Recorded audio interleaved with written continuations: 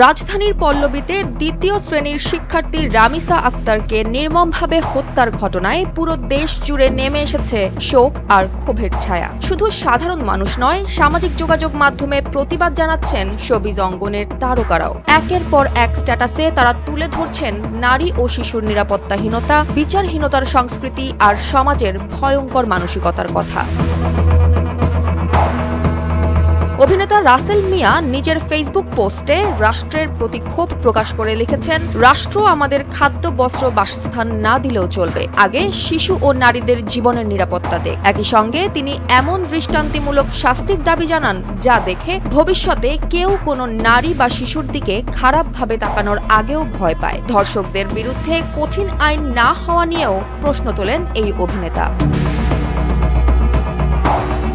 অন্যদিকে অভিনেত্রী ও আইনজীবী পিয়া জান্নাতুল মনে করেন, শুধু কঠোর শাস্তি দিলেই এই সমস্যা বন্ধ হবে না। তার ভাষায়, নারীর প্রতি সহিংসতা জন্ম নেয় সমাজের অসুস্থ মানসিকতা থেকে। তিনি বলেন, প্রতিদিন নারী ও শিশুদের নিয়ে ঘটছে ভয়াবহ সব অপরাধ, কিন্তু কিছুদিন পরই মানুষ সেগুলো ভুলে যায়। তাই আইনের পাশাপাশি পারিবারিক শিক্ষা ও সামাজিক মূল্যবোধ পরিবর্তনের দিকেও গুরুত্ব দেওয়ার আহ্বান জানান তিনি। এদিকে ছোট পর্দার জনপ্রিয় অভিনেতা ইরফান সাজ্জাদও বিচার ব্যবস্থার কঠোরতা নিয়ে প্রশ্ন তুলেছেন। নিজের ফেসবুক পোস্টে তিনি লেখেন, সম্ভবত এই মুহূর্তে মেয়েদের জন্য, বিশেষ করে মেয়ে শিশুদের জন্য সবচাইতে বিপজ্জনক দেশ হলো বাংলাদেশ। শুধু গ্রেফতার করে সান্ত্বনা দিবেন আর বিচারের কোনো নাম নাই। এই সার্কাস আর কতদিন? বিচার এমনভাবে করা উচিত যাতে এই ধরনের অপরাধ করার আগে অপরাধীর রূহ কাঁপে। মাননীয় প্রধানমন্ত্রী, একজন মেয়ের বাবা হিসেবে আপনি সকল বাবাদের ভয় এবং আতঙ্কের কথাটা বুঝতে পারবেন বলে আশা করি। অপরদিকে বাংলাদেশের বরেন্দ্র অভিনেত্রী দীপা খন্দকার এই ঘটনায় গভীর উদ্বেগ প্রকাশ করে বলেন, বিচার ব্যবস্থার কার্যকারিতা নিয়ে এখন প্রশ্ন উঠছে।